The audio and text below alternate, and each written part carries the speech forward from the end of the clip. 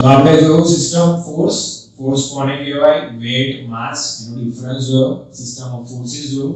હવે જોઈએ છે એના થોડા નિયમો. તો પહેલું છે principal of superposition of forces. શું કહે છે? Principal of superposition of forces. ધારો કે આપણી પાસે એક સમૂહ છે જેની લાઇન ઓફ એક્શન ઉપર આ પોઈન્ટ ઉપર લોડ લાગે છે 100 ન્યૂટન. તો આ જ લોડને હટાવવા કે દૂર કરવા માટે આપણે નવા ફોર્સિસ એડ કરીએ છીએ. ક્યાં એડ કરીએ છીએ એ પણ આપણે જોઈ લઈએ. અહીંયા કેટલું લાગતું હતું? 100 ન્યૂટન જે આપણને આપેલું છે. એવી જ રીતે આપણે આ પોઈન્ટ ઉપર આ બાજુની સાઈડ 50 ન્યૂટન અને આ બાજુની સાઈડ 50 ન્યૂટન. તો પ્રિન્સિપલ ઓફ સુપરપોઝિશન શું કહે છે? તો કોઈ પણ પદાર્થ ઉપર કે વસ્તુ ઉપર તેના બળમાં ફેરફાર કર્યા વગર તેની અંદર નવો બળ સમૂહ એડ કરવાનો કે બાદ કરવાનો, એટલે ઉમેરવાનો કે કાઢવાની જે પ્રક્રિયા છે જેને શું કહેવામાં આવે છે? Principal of superposition. એનો મતલબ એવો થાય કે જેટલો ફોર્સ અહીંયા લાગે છે એટલો જ ફોર્સ અહીંયા લાગશે.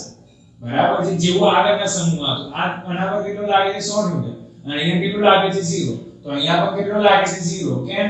તો કે આ કેવો છે? નેગેટિવ, ના કેવો છે? પોઝિટિવ. તો આ બંનેનું સમેશન કરીશું તો કેવો આવશે? 0. એનો મતલબ શું થાય? Principal of superposition of the forces કે કોઈ પણ વસ્તુ ઉપર કે પદાર્થ ઉપર તેના મૂળ બળમાં ફેરફાર કર્યા વગર બળોનો એવો સમૂહ ઉમેરવામાં આવે કે બાદ કરવામાં આવે જેને શું કહેવામાં આવે? Principle of superposition of the forces. એવી જ રીતે છે બીજો principle of transmissibility of the forces. એટલે શું? કે ચેન્જ કરી શકો. સપોઝ કે તમારી પાસે એક સમૂહ આવો છે જેમાં તમે અહીંયા રાખો છો 100 ન્યૂટન. આને શું કહેવામાં આવે છે? તો કે આ જે લાઈન છે ડેશ લાઈન, એને શું કહેવામાં આવે છે? Line of action. જેમાં આપણે જોયું હતું કેરેક્ટરિસ્ટિક્સ ઓફ ફોર્સમાં પહેલું હતું મેગ્નિટ્યુડ, બીજું હતું એનું નેચર, ત્રીજું હતું એનું ડાયરેક્શન અને ચોથું હતું પોઈન્ટ ઓફ એપ્લિકેશન. એટલે એને શું કહેવામાં આવે છે? Line of application. તો લાઈન ઓફ એપ્લિકેશન એટલે શું? કે આ લાઈનની ઉપર શું લાગશે? બળ લાગશે. તો હવે સપોઝ કે મારો ફોર્સ અહીંયા લાગે છે કે P બરાબર 100 ન્યૂટન. તો આ ફોર્સ અહીંયા પણ લાગી શકે છે. અહીંયા કેમ લાગી શકે? તો કે ભાઈ આ ભાઈના લીધે. તો ભાઈ તો કે principle of transmissibility of the forces. એનો મતલબ એટલે શું? કે એની લાઇન ઓફ એક્શનમાં કોઈ પણ ફોર્સ ગમે ત્યાં લાગી શકે છે. આનું પ્રિન્સિપલ જોઈએ તો શું કહેવામાં આવે છે? કે કોઈ પણ વસ્તુ કે પદાર્થ ઉપર જો કોઈ બળ લાગતો હોય તો તેની લાઇન ઓફ એક્શનના કોઈ પણ અંતર સુધી તે લાગી શકે છે અથવા આપણે એને ચેન્જ કરી શકીએ છે. આ પહેલા હતું ટેન્સાઇલ, જેને આપણે આ તો પહેલા એક જ સાઈડ ટેન્સાઇલ આપણે એને બંને બાજુ ટેન્સાઇલ કરી દીધું. કઈ રીતે? તો કે ભાઈ એની લાઇન ઓફ એક્શનમાં કોઈ પણ જગ્યાએ લાગે. અહીંયાથી હું ઉસી નાખું અને હવે આ સાઈડ કરી દઉં. અહીંયાથી હું ઉસી નાખું છું અને હવે આ સાઈડ કરું છું. P બરાબર 100 ન્યૂટન. P બરાબર 100 ન્યૂટન. તો આ બંને કેવા હતા? અહીંયા કમ્પ્રેસિવ. આ બંને કેવા હતા? ટેન્સાઇલ. તો પહેલો ફોર્સ હતો આપણો principal of superposition of forces. એટલે શું? કે કોઈ પણ વસ્તુ કે પદાર્થ ઉપર તેના બળમાં પરિવર્તન કર્યા વગર આપણે કોઈ બળનો અંતર સમૂહ કે કોઈ બળ એડ કરીએ જેને શું કહેવાય? Principal of superposition of forces. અને બીજું છે પ્રિન્સિપલ ઓફ ટ્રાન્સિબિલિટી. એટલે શું? તમે એક વસ્તુ ફોર્સને શું કરો છો? એક સાઈડ થી બીજી સાઈડ ચેન્જ કરી શકો છો. પહેલા તો ટેન્સાઇલ આપણે લાઇન ઓફ એક્શન માં એને શું બનાવી દીધું? કમ્પ્રેસ. હવે શું છે? Resultant forces. રિઝલ્ટન્ટ ફોર્સ એટલે શું? ઘણા બધા ફોર્સ લાગે. પહેલો ફોર્સ લાગે છે P1, બીજો ફોર્સ લાગે છે P2, ત્રીજો ફોર્સ લાગે છે P3. તો આ ઘણા બધા ફોર્સોનો સરવાળો કરી આપણે એક એવો ફોર્સ મૂકીએ જે બધાનું શું બતાવતું હોય? રિઝલ્ટન્ટ. જેને શું કહેવામાં આવે છે? R એટલે શું? Resultant force. જે કોઈ એંગલ ઉપર હશે જેને શું કહેવામાં આવે છે? Resultant angle. એને શું કહેવામાં આવે છે? Theta. Method of resultant forces find કરવા માટે બે મેથડ છે આપણી પાસે. એનાલિટિકલ અને બીજું છે ગ્રાફિકલ મેથડ.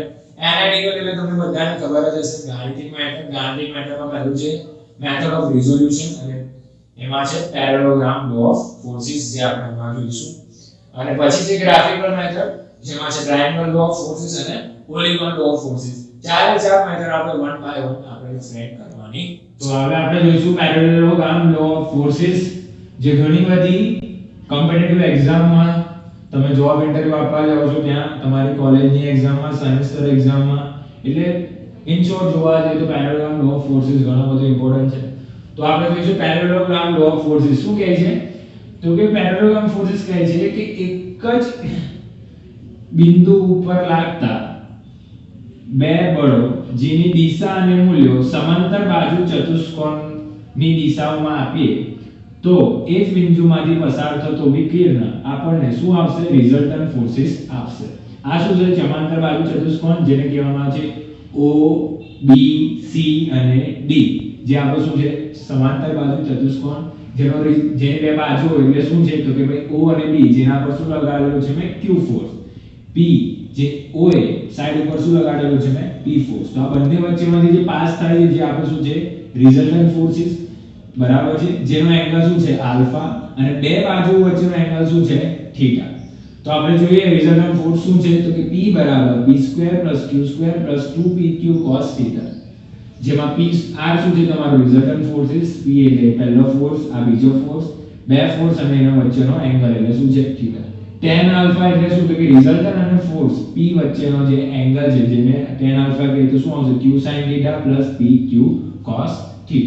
તો આ થીટા અહીંયા સામસામે જાણી દુર્મા કોણની જોડ બરાબર છે.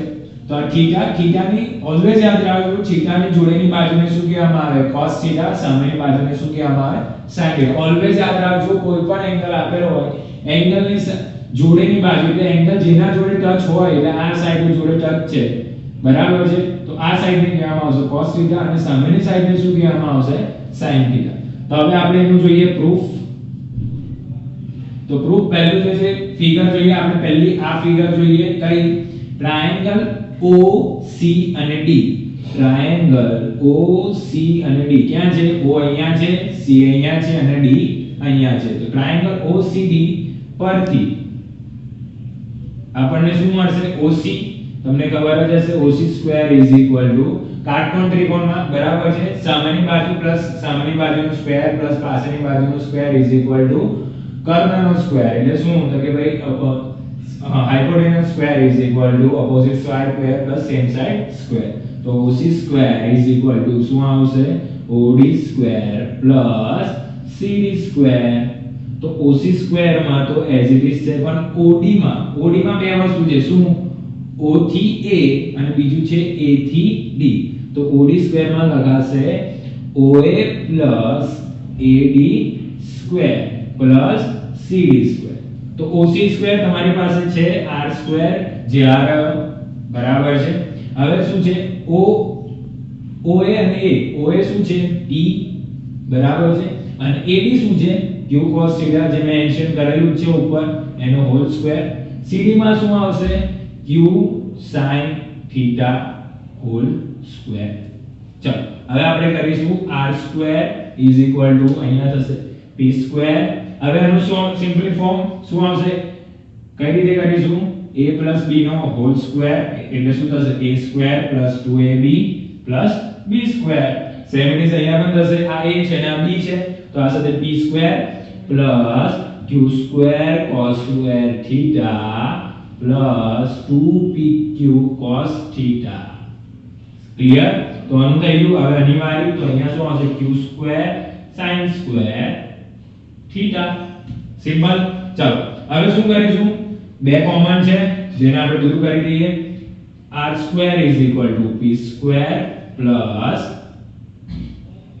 2pq cos θ + q² શું થશે q કોમન કાઢો છો cos² θ + sin² θ બરાબર. હવે ટ્રિગ્નોમેટ્રી નો રૂલ છે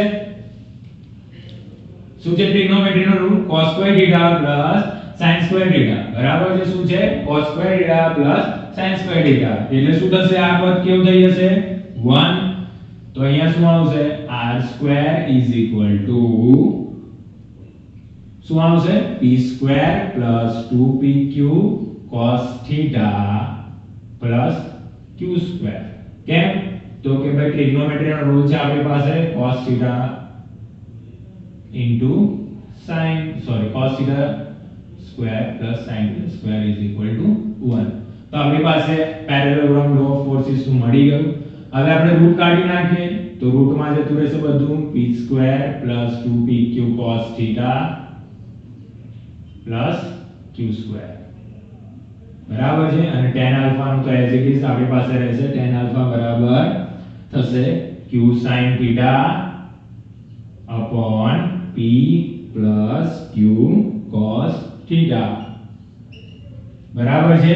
ફરીથી આપણે પ્રૂફ જોઈ લઈએ તો પ્રૂફમાં શું છે કે ટ્રાયેંગલ OCD પરથી બરાબર છે ફ્રોમ ટ્રાયેંગલ OCD તો OCD માં આપણે શું છે કર્ણ આપણી પાસે છે શું છે OC² + OD² + CD².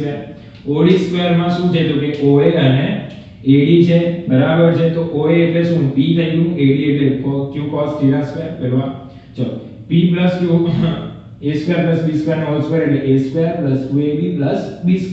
તો p² + q b a² + b² + 2ab એટલે p no square + q² cos² θ + this + q² sin² θ.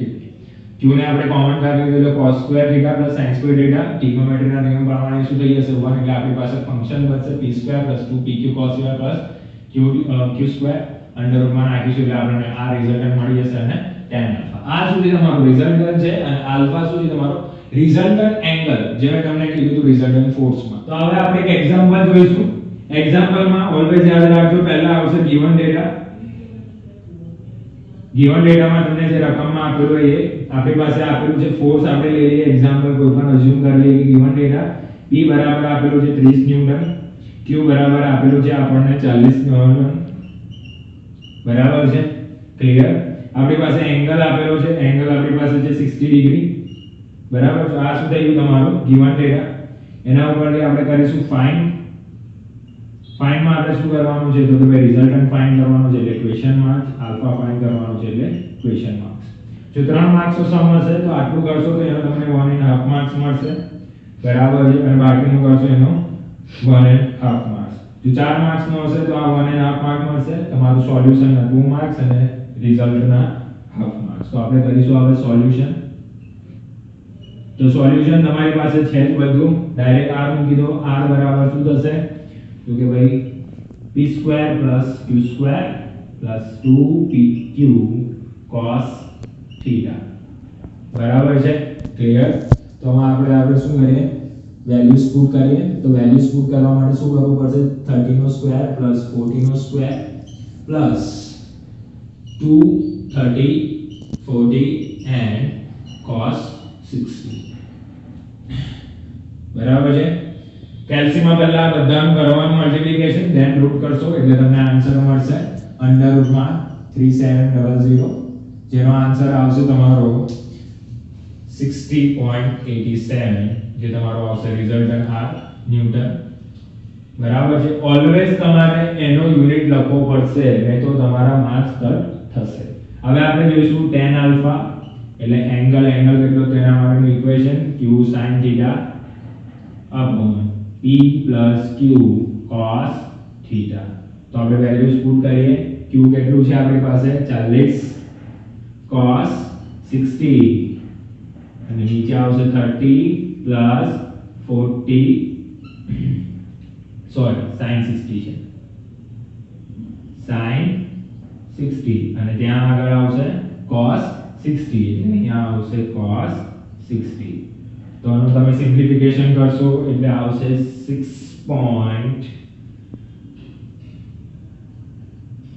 બરાબર છે. આ આવશે તમારું tan આલ્ફા. બરાબર છે. તો પછી શું કરવાનું આલ્ફા ને સૂત્રનો કરતા બનાવવાનું tan ઇન્વર્સ કેલ્સીમાં આપેલું હશે tan ઇન્વર્સ = 0.6928 therefore તમને આલ્ફા મળશે 34.71 ડિગ્રી. આ તમારું શું થઈ ગયું આલ્ફા. તો કોઈ પણ એક્ઝામના 4 સ્ટેપ છે ગિવન ડેટા ફાઇન્ડ સોલ્યુશન અને છેલ્લે તમારે લખવાનું રિઝલ્ટ અથવા તો આન્સર કરીને લખવાનું કે ભાઈ r બરાબર તમારો કેટલો આવ્યો r ક્યાં છે r 60.87 ન્યૂટન. બરાબર છે. અને આલ્ફા આવશે તમારો 34.71 ડિગ્રી.